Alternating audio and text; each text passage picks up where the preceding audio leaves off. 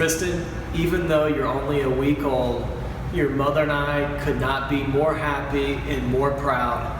I'm telling you, I think I've cried more in the last 7 days than I have in my entire life. We're so grateful and so thankful that you came into our lives. I want to shoot this video real quick. It probably won't be quick. And just share some words of wisdom, some knowledge that I've been able to gain throughout my 38 years of life, because I think it's a lot of information that may not be shared with you by anyone else. And God forbid something ever happened, I hope this is a video you can go back to and watch over and over and get information from. So, not 100% positive where I'm going to go with all this, but I'll just begin. The very first thing I want to tell you, and I want you to make certain that you memorize some of these quotes and some of these sayings, some of these analogies, metaphors, just like I have, because they've helped me guide myself, and when I've gotten off track, get right back on track. But the very first thing I want you to know is this: anything that comes easy in life will leave you the exact same way. All things that come easy and fast leave you easy and fast as well. So it's really important to understand, the more time you put into something, the more work you put into something, the more passion, the more struggle, the more setbacks, the more sacrifices you put into something, the bigger dividends it will pay you later in life. I like to tell people, I don't ever want to get rich fast. What I want to do is I want to get rich forever. I want to put strategies, I want to put systems in place that will allow me to build something for the long term. While I mention systems, let me share a great quote when it comes to systems, and then I'll probably go into habits. There's a great quote by McGilvrey. He wrote a book called E-Myth, and actually another one called E-Myth Revised. McGilvrey says this. He says, systems permit ordinary people to achieve extraordinary results predictably. Let me tell you why that's so important. Our brains, doesn't matter who we are, especially if you're my child, our brains are hardwired for structure. We want structure. We want to know what's coming next. And when we put systems in place for us, when we have routines out there, it helps us perform at an optimal level. When we're always trying to relearn something or do something differently, it makes it really difficult for us to get all the things done that we want to get done. And again, having my DNA, you're going to want to be an extreme achiever. You're going to want to get more things done probably in 1 week than most people get done in a year, because that's the way we're made. We were put here on this earth, and this actually doesn't matter if you're my son, I believe all of us are, but especially you, Tristan. We were put here on this earth to make a difference, to reach our full potentials. The problem is, nobody wants to go out there and work for it and earn it and develop the best you possible. Your job. Nothing will make me more proud than you developing the best you possible. I'm in pursuit of it today while I'm here in the office working. And I'll be in pursuit of it tomorrow and the next day. I doubt I'll ever quite achieve it, but I'll continue to learn, I'll continue to grow. And that's one of my prayers for you, is when you're growing, when you're learning, it gives you a reason to look forward to tomorrow. So many people are stagnant. So many people don't have joy in their lives because they have nothing to look forward to. Lord knows what my life will turn out to be. Lord knows what your life will turn out to be. But I know this. I know that I'm going to give myself every opportunity and every option I can to make certain I take care of you, take care of your mother, and provide the best future humanly possible for you. And I want to make certain that you're doing the same thing. You're watching my actions, you're watching my behavior. When the ball game's on, and I want to be watching it, but yet I'm reading a book because I'm trying to learn something, that's because that's where my priorities are. There's a great way to figure out if people are serious about their goals. If you're serious about your goals, you'll be obsessed with them. People tell me all the time, Jeremy, you have one speed, and that's full blast. That's okay, because I achieve more than most people do, because I get so obsessed with the stuff that I'm working on. And my prayer is for you that you'll be obsessed and you'll be passionate about the things you work on as well.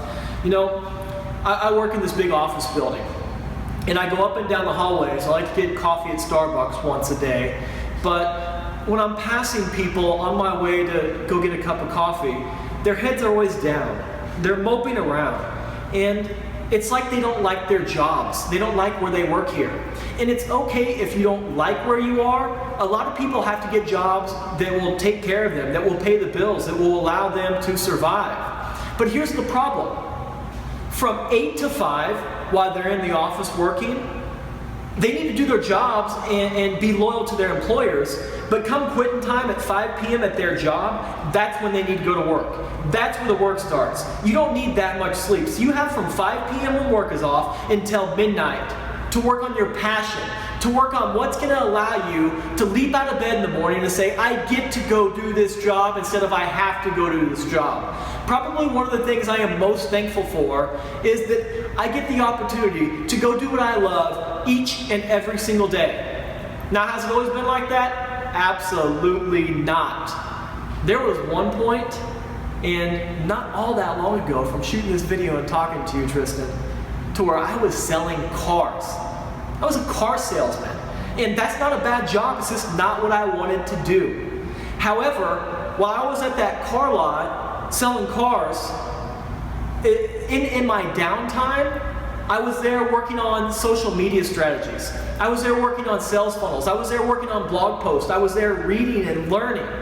And when my time was to go home, sometimes it was midnight, it was late at those car places, but any time I had off, I was obsessed with learning, and it was motivation enough going there and working for people that were extraordinarily unethical, that weren't a lot of fun to be around. But that was part of my motivation. And my other part of motivation was, you know, you weren't born then, that was years and years ago, but Saturdays are big days to work at a car dealership. And I knew when I had my family, I knew when you came along, that there was no way in heck I was going to be stuck at a car dealership on a Saturday when you had ball games, when it was time to spend time with our family.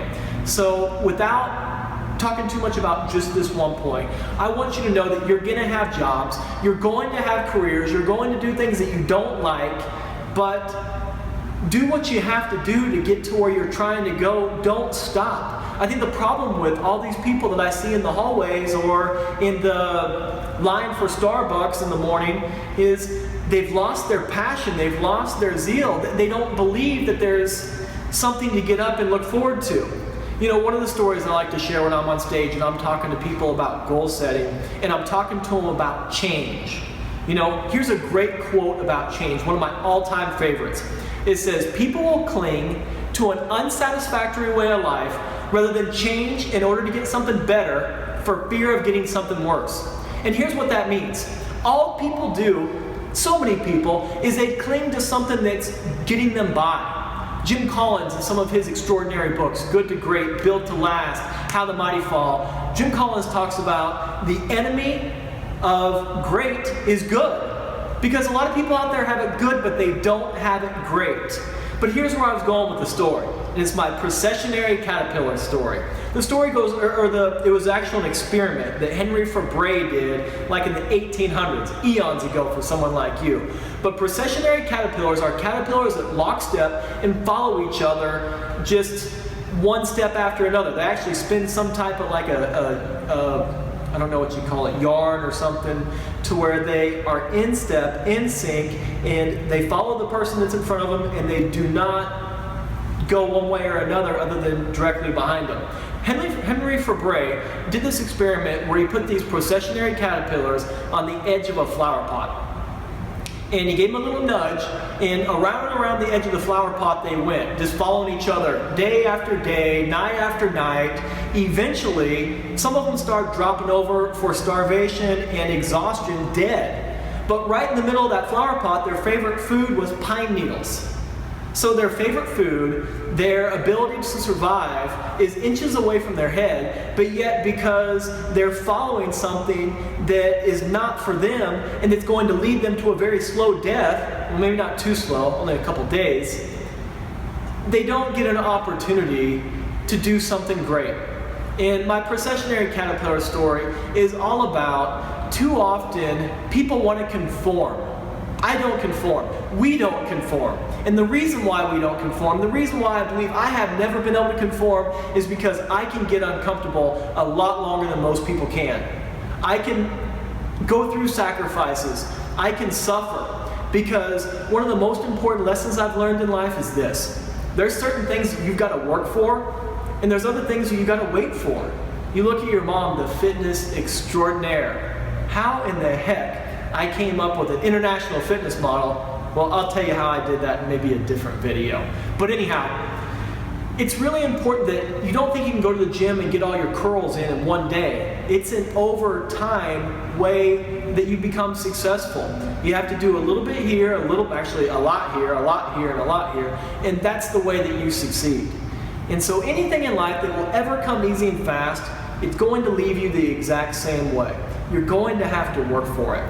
And back to this conforming, back to people that live these lives that they hate. I hated it when I was a slave to a car dealership and working there. It was a short amount of time that I had to taste how people live that hate their careers, but it motivated me to make absolutely certain I was doing everything possible to put myself in the best position, which is where I am right now. Things are going pretty good. Your mom's at home and we're able to take great care of you, and I promise you I'm going to keep them that way because I'm not going to let up. I'm going to continue to learn, I'm going to continue to grow, I'm going to continue to sacrifice, and that's at almost 40 years old. You know, you're going to watch this video probably as a teenager. Hopefully you'll be able to watch this video still then, and you'll think that 40 is old. 40 is not even close to old. Your mom and I, we're not even halfway through our lives. There's so much out there that we still want to do, that we still want to achieve. You know, I'm sure my book, 7 Secrets Guaranteed to Skyrocket Your Success, will be an uber bestseller by this point when you're older in life. And I hope that you'll read it, and I hope that you'll get a lot of great lessons from that as well. Because I've had the opportunity to learn so much in life. And part of it is because I've screwed up a lot. I've made so many mistakes. I've went through so many setbacks. But what allowed me to be in the position I am right now, what allowed me to, I guess, persevere, is that belief I've always had in myself that I knew I was destined for greatness. I knew that I had something extraordinary that I needed to bring to this world. And you do too. You most certainly do. You are going to get so many opportunities, so many resources that were never even available to most people on this planet. And I want to make certain that you're using them. I want to make certain that you're being a blessing to other people. Because there's so many people out there that live without hope. You know, when you were born, one of the things I started doing every single night now is praying for babies that are born with any types of defects and praying for their parents. Because there was a very short amount of time where something minor went wrong and I went home and I was a mess.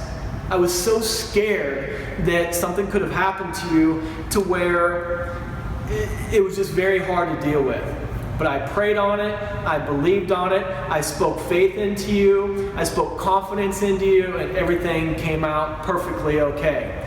My point is, you need to be a blessing to others because you have gifts. You know, another quote that I absolutely love from Joel Osteen. And I hope that you will lock into everything Joel Osteen puts out. And these haters, we'll call them out there, who are negative about Joel. I have personally watched Joel Osteen, at the Alamo Dome, one of the largest arenas in the entire planet. 100,000 people can sit there. I've personally watched Joel Osteen take tens of thousands of people to meet I'm sorry, I'm probably saying that wrong, but I personally saw Joel Osteen lead tens of thousands of people to salvation. Nothing could be a greater blessing or a greater gift anybody could give another person on this planet. Joel Osteen gave an altar call and tens of thousands went. So this man is extraordinary. But the quote I want to share with you from him is this. Joel said, when God puts a dream in your heart, when He puts a promise on the inside, He deposits in you everything you need to accomplish that dream. He doesn't give you the ability without giving you the desire. So when you have that desire, when you have that ability, when you have that dream in your heart, whatever it might be, you know, I could barely read until I was in junior high. Now I write books. Now I write pretty popular blog posts out there. Now I read exceptionally well. But nobody would have thought, or nobody would have told me I would have been able to do the things like I can do right now, but I continued to believe. I knew that God put a dream in my heart, and I knew as long as I worked at it, and I had to work harder at it than most people, but that was a blessing. I look back now, and my friends that had it easy, they're not doing anything too extraordinary. But some of my friends that grew up more difficult, that had more challenges, that's where we were able to grow. That's where our strength came from. So I want you to know this. We're not going to make it easy on you. We're going to have you go through challenges because we want you to grow and we want you to learn. I want to make certain that if I'm not around to support you in the way I would like to, that you have the resilience to support yourself. So many people, they just don't, or they give up too easily. They have a couple roadblocks or a couple setbacks, and they throw their hands up and say, well, that's it. You'll be able to learn a lot about my life. And I've had massive setbacks, but all those setbacks did was allow me to look at life, look at the world, and say, I'm going to show you what I'm made of. I will never have a breakdown. I will always have a breakthrough because I know that there's incredible things that I'm supposed to do with my life, and there's incredible things that I'm supposed to allow other people to do with their lives as well. You have a gift. I promise you have a gift coming from an extraordinary mother and coming from me. I'm not trying to be arrogant with that, but I am trying to say you're going to have great genetics. You're going to have a great upbringing. You're going to have every opportunity at your fingertips. And your mother and I love you more than you would ever imagine. I want to share some lessons with you. I want to give you some wisdom because nothing in life is certain. Tomorrow isn't certain, nor is the next day. And I just want to look at you in the eyeballs and tell you, it's okay to fail. It's okay to not be perfect. Failing is probably one of the best ways to learn as long as you're dissecting the lessons. I've failed a lot. I've learned a lot. But those failures didn't define who I was. And the only reason why they didn't define who I was is because I didn't let them define me. There's another great quote that says, when we fall down is when we grow, when we stay down is when we die. So many people, when they fall, they play this poor little old me hand, or they say that maybe I'm not set out to do anything great, I probably shouldn't try again. So many people, they didn't believe in me. My own family didn't believe in me. But without too many quotes, nobody will ever succeed if they don't believe in themselves. Who cares if other people don't believe in you? And I try to dissect, where did this confidence come from? How did I become such a confident person? How can I teach this confidence to other people? And honestly, it comes from so many setbacks that I've went through. I had a very difficult childhood, just extraordinarily difficult, but I made it through. I went to the military. I was one of the top, I guess, enlisted people there for the 4 years I was there. I got in the finance industry. I dominated. And that's because I learned real quick that if you're going to be great, you have to become obsessed with whatever your craft is. You have to eat it, you have to breathe it, you have to sleep it, and you have to know that no matter who you're competing against out there, you always have a chance. You know, when I went to work at Merrill Lynch, these people, Merrill tried bribing me with everything you could ever imagine to go to work there. And I thought that this was the biggest, the greatest, the best investment company on the planet. But what I learned when I went to Merrill was that these people aren't anything extraordinary. They're nothing but regular people out there who work for a large firm, and when I left and started my own practice, when I competed against those people, I dominated them because I was prepared, because I was able to see what type of training. I actually taught most of their training eventually, but no one out there is supreme to you. And here's an important point. You're not supreme to anyone else either. Every one of us are built the same. Every one of us are brought here the same. However, it's what we do with, we'll call it our software inside. It's what we do with that software. It's how much we develop it in the internet or the WordPress, how many plugins we put. What are you plugging into yourself? What book are you reading right now today?